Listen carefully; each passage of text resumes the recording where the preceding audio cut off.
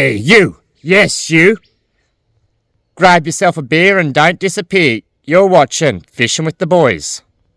Good morning, guys. I'm Matthew, and today I'm going through with you the pros and cons to spinning reels and bait casters. So let's just start off. We'll get rid of that one for 2 seconds. We'll start off with the spinning reel.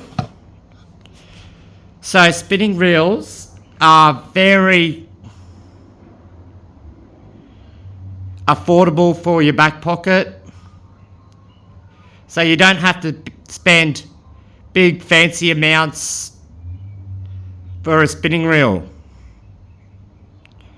And the quality would be around the same, if not better.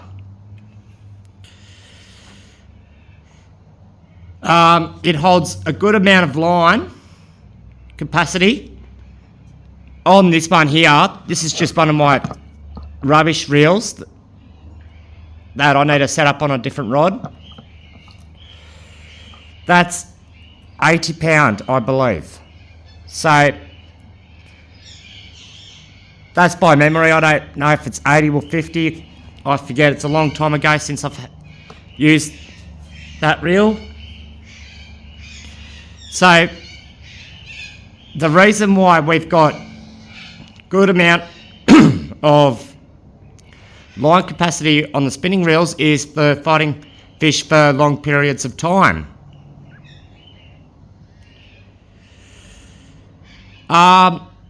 Another cool feature with the spinning reels is, I'll show you in 2 seconds.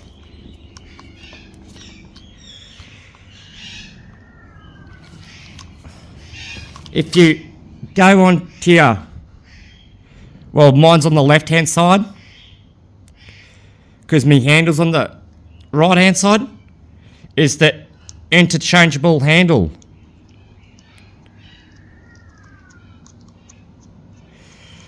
So we'll just unscrew this little nut and I'll show you in 2 seconds.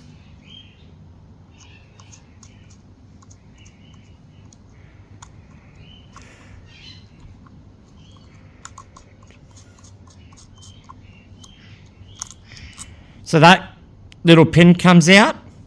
We'll put him aside. And then, if you look closely, the handle just comes apart.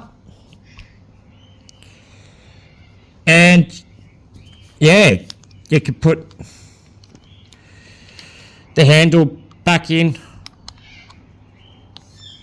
on this side.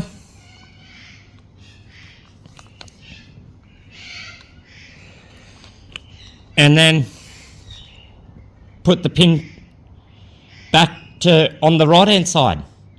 So that's the good thing if you're purchasing a egg beater off the internet, for example, as you don't need to know if it's right or left-handed, because you could change the handle, obviously, quite simply. So it's just simply moving the little nut on the whatever side it is, right, to change it over to left, left to change it over to right, etc., etc.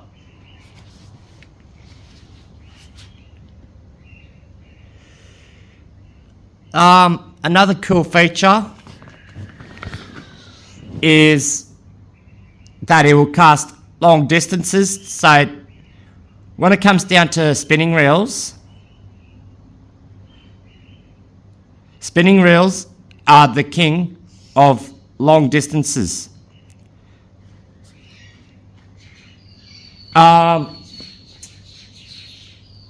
So you can use light lures for spinning reels. So like your little Vibes and your TN60s, 70s, etc., etc. And me personally, I like the sound of the drag system. It's got a cool drag system. So change him back over. Find out where... It is hard to find out where all this line is. Alrighty. Now, if I set that up like that,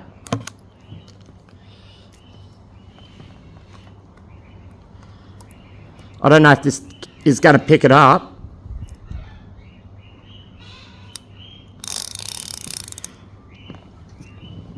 Did you hear that noise?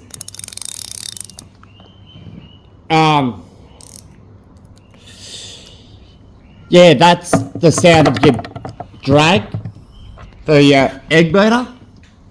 Sorry about the crappy footage there, but I'm filming off my phone, so it's a lot harder than what people actually think it is. And the cons to a spinning reel is it's on a heavier side. So that means when you're throwing big lures, like if I can find one in my tackle box. Oh yeah, that will do. Like Mega Stumpy or Ballista Trimmer, etc, etc. It is a lot harder and more tiring on your body and can cause you a lot of pain.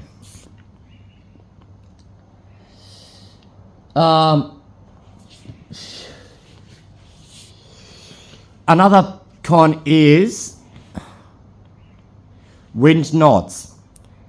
So what a wind knot is when you've got it, when you flip your bailing arm over onto, oh that's right, the casting side, all your line will just spool off like pretty easily. See, I don't even have to pick it up and it's already moving. And you get that caught in a windy day, you're just gonna have knots after knots after knots.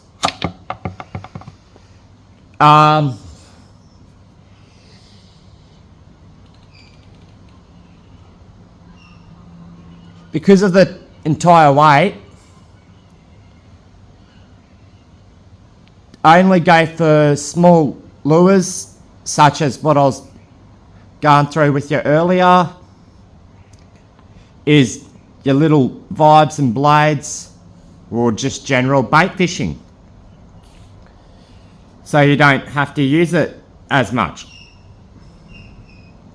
Alright, going into bait casters. Now these bad boys are a whole different animal to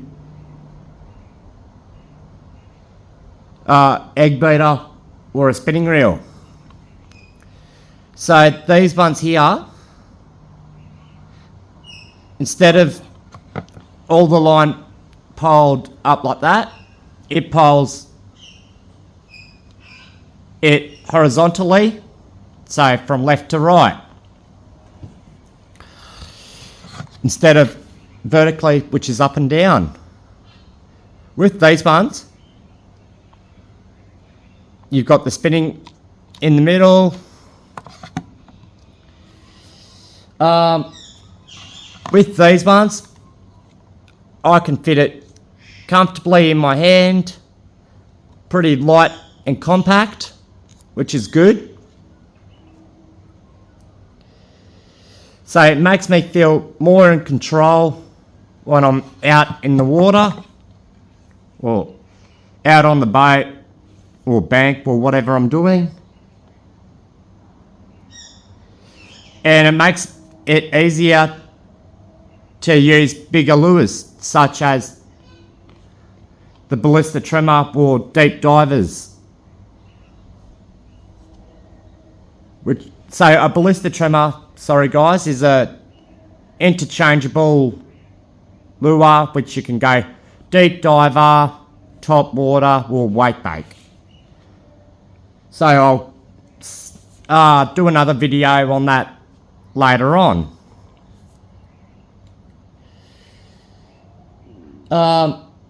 So the reels are a lot lighter. Bait casters are generally more accurate whenever you're using lures, as you can feather the line. So when you flick your lure out, obviously you press the button in and flick the lure out, you can feather how much heaviness you put on your line just by putting your thumb in the middle there. So you can make either a hard presentation or a soft presentation. So which this means is when you feather your line, you can either cast it a long distance or a short distance, depending wherever you want to throw your lure, just by how much weight you put down with your thumb. So bait casting is a lot better for sightseeing fish. So if you see a fish, you can accurately throw whatever you're throwing at it, top water, etc., in front of the fish. Because with a spinning reel, you have more chance of overspooling and pretty much throwing it where you don't really want to. So in the circumstances, if you're sightseeing, use one of them, a bait caster. Or if you want it long distance and just throw your bait other side of the river or into Narnia, wherever, go with one of these bad boys. So that's the pros with the bait caster, pros and cons done with the spinning reel. The number one con for a bait caster is going to have to be backlashes. So backlashes are every angler's worst dream. So backlashes are caused by a number of things. For example, wind is number one. Number two is if it's not dialed in correctly to what grammage your lure is. So if you've got, for example, a ballista trimmer, which is 200 mil, you got to dial it down to that lure. So if you're throwing big baits, you got to dial it in with this little fella here. And the general rule is put your lure up to the top of your rod and watch it fall, and then watch your line spool out. If it overruns or runs out too much, you can adjust it and you go from there.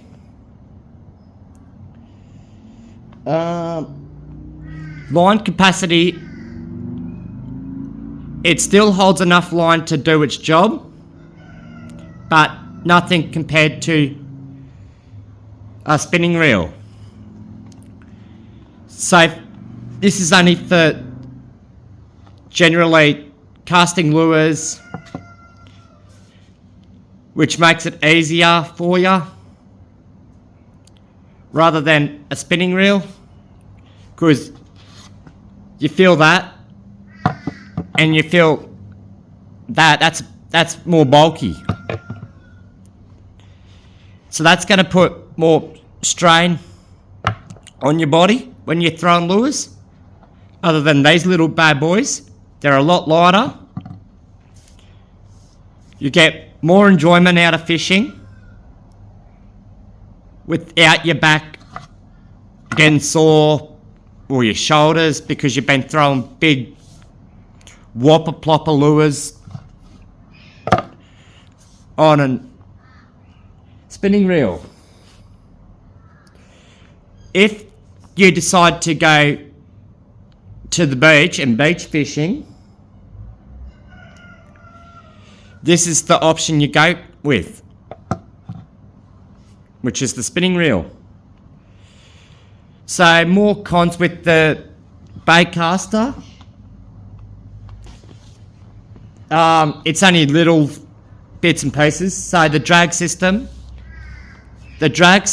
is not as smooth